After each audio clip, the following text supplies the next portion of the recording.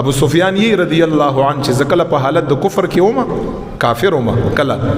هرقل بادشاہ چې دی د رومیانو یو بادشاہ هرقل چې هغه ځان ته وبللم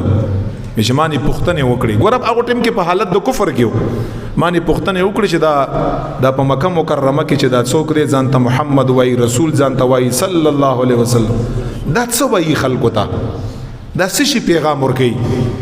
چې ما ورته وی چې دا خلکو له د اتفاق د اتحاد د مینې د محبت د طهارت د پاکیزۍ پس دا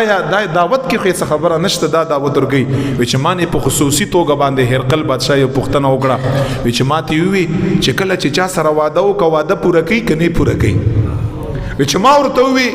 چې ما چرته په مکه مکرمه کې کافر نه دا نی اوریدلی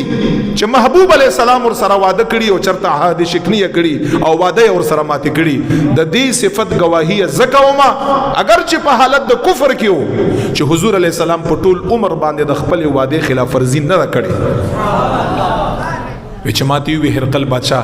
چې دا انسان بیا ګوره یاد لره په حق باندې پیغمبر دی صلی الله علیه وسلم عمدا صفاتونه د پیغمبرانو دي نو صاحبانو مونږ تاسو د شیخ کاری مار سره جبه ده او مار سره واده ده بس چې خالی هغه ځای ختم شي هغه پټ ختم شي او سترګې سره یو بل نه پناه کو نه بیا ټلیفون اوچتو نه بیا هغه کس لرازو نه بیا پیسې شته او دا خبره مو ته عام ښکاری قسم دې ک په دې حالت کې مړ شوي دنیا نه منافق لاړې د حدیث په بنیاد